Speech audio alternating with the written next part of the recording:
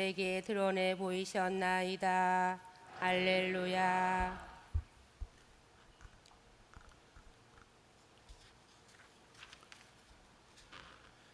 주님께서 여러분과 함께 또한 사제의 영과 함께 마르코가 전한 거룩한 복음입니다. 주님 영광 받으소서. 그때 베드로가 나서서 예수님께 말하였다. 보시다시피 저희는 모든 것을 버리고 스승님을 따랐습니다.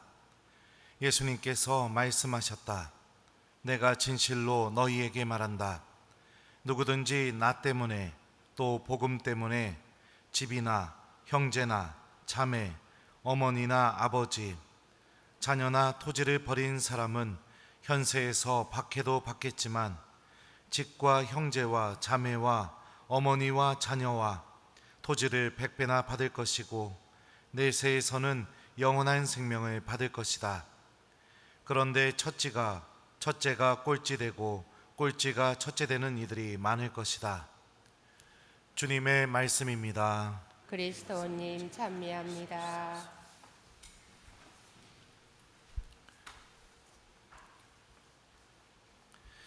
오소서 성령님,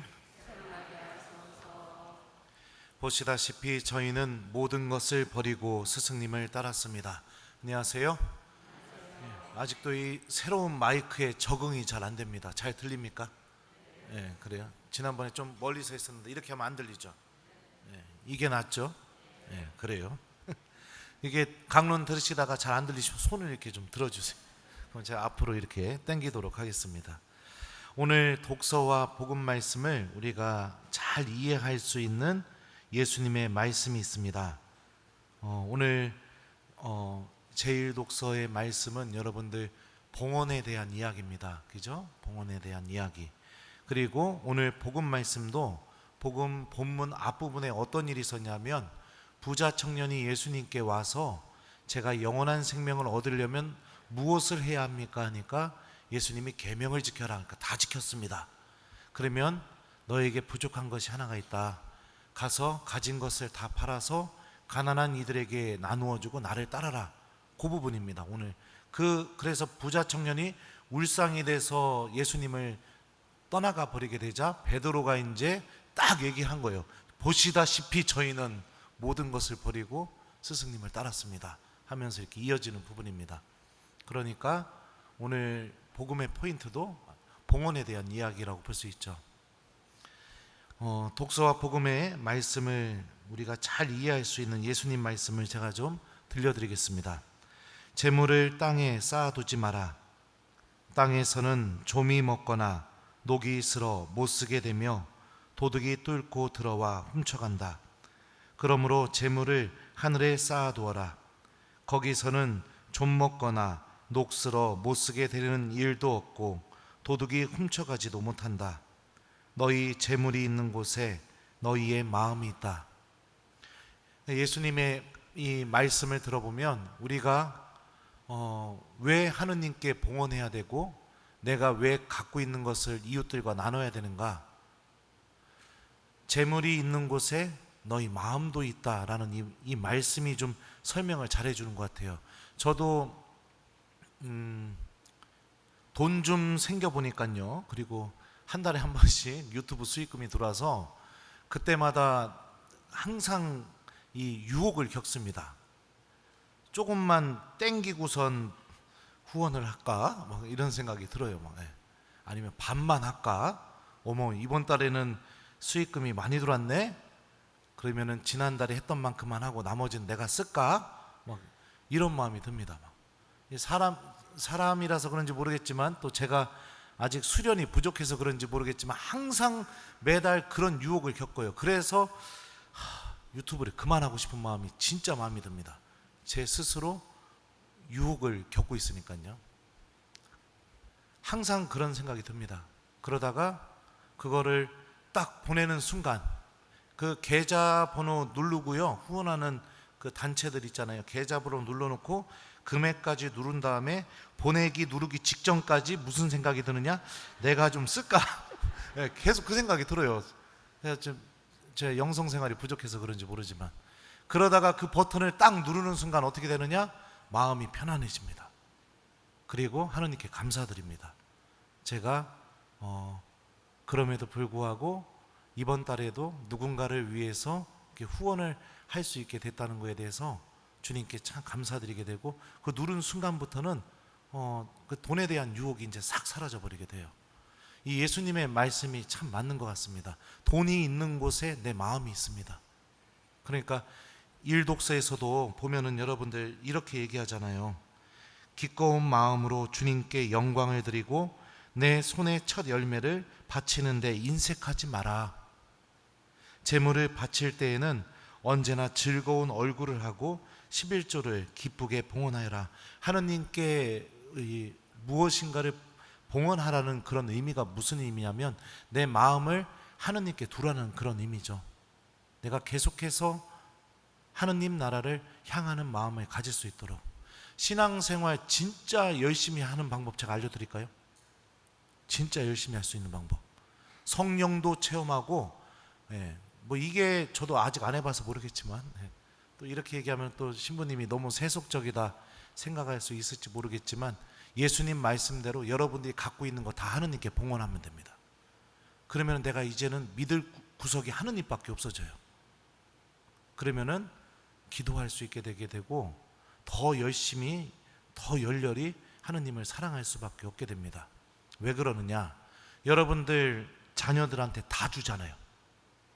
아니에요? 다 주죠. 다 안 줘요? 그래도 어렸을 때부터 막 줬잖아요.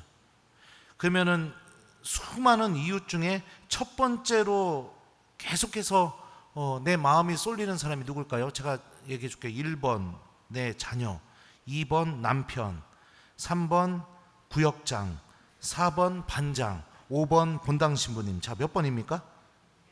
네? 몇 번이에요? 왜 1번인지 아세요? 그만큼 내 자녀에게 많이 줬기 때문에 그렇습니다. 많이 줬다라는 것은 그만큼 내 마음이 내 자녀에게 많이 넘어갔다는 것을 의미하죠. 그렇습니다. 사람의 마음은 참 신기합니다. 베드로가 예수님께 말합니다. 보시다시피 저희는 모든 것을 버리고 스승님을 따랐습니다. 예수님을 따르는 삶은 여러분들 포기하는 삶이 반드시 동반되어 있습니다. 저는 이 제의 한 장 입으려고 여자도 버렸고 제 꿈도 버렸고 자존심도 버렸고 제가 하고 싶은 욕심도 버렸습니다. 이 제의 한 장 입으려고 주교님이 외국으로 가라면 가고 대전으로 가라면 가고 여기 와서 강의하라면 강의하고 그러고 있습니다. 이 제의 한 장 입으려고. 이게 무엇이라고요? 하지만 그렇게 버리면 버릴수록 주님께서는 더 큰 은총으로 제 안에 채워주게 되시고 하느님을 절대로 버리지 못하는 그런 영적인 기쁨이 제 안에서 샘솟게 해줍니다. 아직도 저는 버릴 게 많은 신부라고 생각합니다. 아직도 욕심도 많고 갖고 싶은 것도 많고 그렇습니다. 그리고 또 솔직하게 말씀드리면 돈도 좀 모아놓고 싶은 마음도 있어요. 왜냐하면 저 여기 마치고 나서 안식년 하고 싶거든요.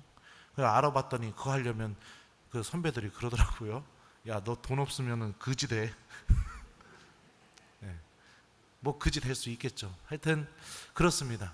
그런데 믿음이라는 게 우리가 하느님께서 우리들을 인도하신다는 것을 내가 신념처럼 받아들이면서 살아가는 게 믿음이고 그 믿음의 삶 안에서 우리가 정말로 필요한 것은 주님께서 나를 돌보고 계시다라는 그런 사실들을 우리가 굳게 마음 안에서 신념처럼 갖고 있는 것이죠.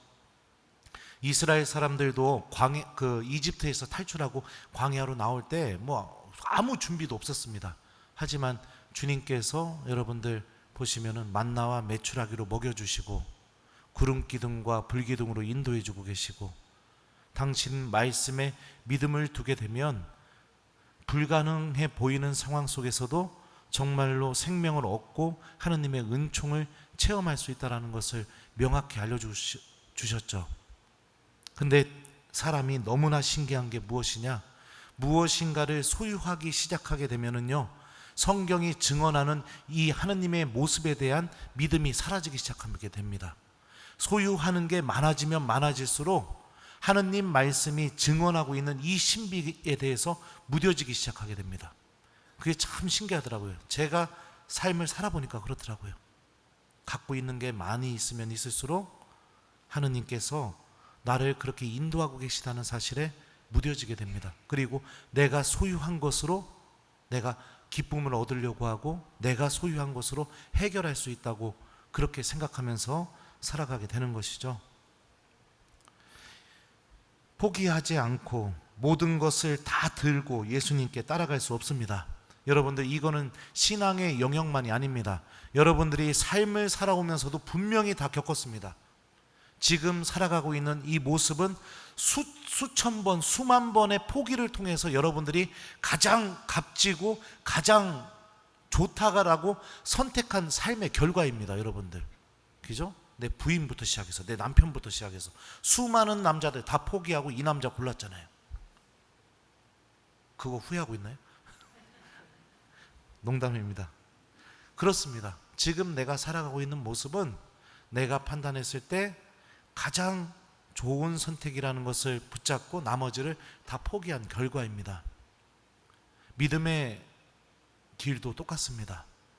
하느님을 계속 붙잡는 신앙인이 되시기 바랍니다. 주님께서 이렇게 말씀하시죠. 누구든지 나 때문에 또 복음 때문에 집이나 형제나 자매, 어머니나 아버지, 자녀나 토지를 버린 사람은 현세에서 박해도 받겠지만 집과 형제와 자매와 어머니와 자녀, 토지를 100배나 받을 것이고 내세에서는 영원한 생명을 받을 것이다. 왜 예수님이 여러분들 형제, 자매, 어머니, 아버지, 자녀 이런 단어들을 언급했을까요?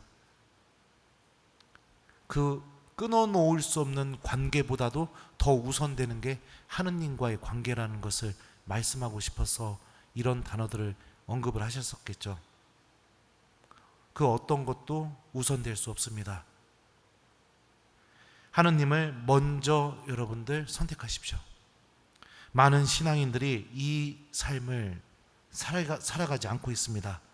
언제나 예수님한테 몸과 마음과 생각으로 이렇게 말합니다. 다음에요, 예수님.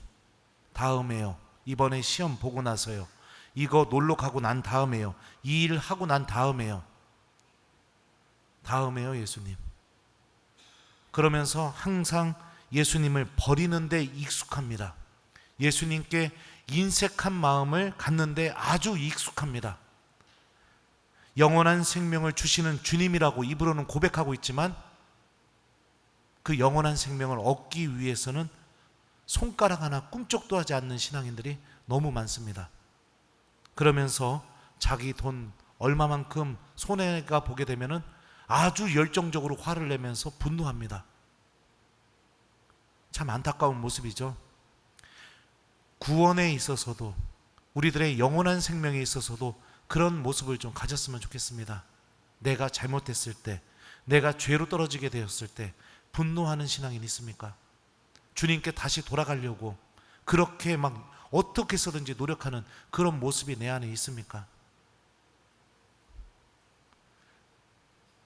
하느님께 마음을 드리는 것입니다. 예수님이요, 여러분들 돈 필요 없으세요. 돈 안 줘도 돼요. 중요한 건 뭐냐? 내 마음을 원하시는 거거든요. 그러니까 저는 봉헌을 많이 해라, 11조를 내셔야 된다, 이런 얘기하고 있는 게 아닙니다. 여러분들의 마음이 누구를 향해 있는지, 여러분들의 마음이 지금 어디에 있는지, 저 하늘에 있는지, 아니면 내 통장 잔고에 있는 그 돈 위에 내 마음이 놓여 있는지 한번 곰곰이 오늘 말씀을 통해 생각해 봤으면 좋겠습니다. 주님을 따라가는 삶은 무엇인가를 버리고 포기하고 계속해서 예수님을 선택하는 삶입니다. 우리가 삶을 살아가면서 예수님을 선택하는 일들이 많아지기 시작하게 될 때 주님께서는 우리 모두를 위해 영원한 생명을 반드시 마련해 놓고 내가 이 삶을 마치는 그날에 나를 친히 품에 안으시면서 너의 그 선택이 틀리지 않았다라는 것을 분명히 증명해 주실 것입니다. 구원을 향해 또 영원한 생명을 향해 여러분들 값진 것을 내어놓을 수 있는 신앙인, 포기할 줄 아는 신앙인이 되도록 노력해 봤으면 좋겠습니다. 숙제 드릴게요. 오늘 숙제는 여러분들 주무시기 전에 예수님을 먼저 선택해 보기, 이게 오늘 숙제입니다. 집에 가셔서 여러분들 TV도 볼 수 있고 뭐 이것저것 할 수도 있지만 먼저 저녁 기도 좀 해보시고, 저녁 기도 이미 하셨다면 주무시기 전에 오늘 복음 말씀 다시 한번 천천히 읽어보고, 예수님, 저도 저의 삶을 또 제 자신을 예수님께 봉헌합니다 라고 이렇게 기도하면서 예수님과 기도하는 저녁을 꼭 가져보기, 요거를 오늘 숙제로 드리도록 하겠습니다. 보시다시피 저희는 모든 것을 버리고 스승님을 따랐습니다. 아멘.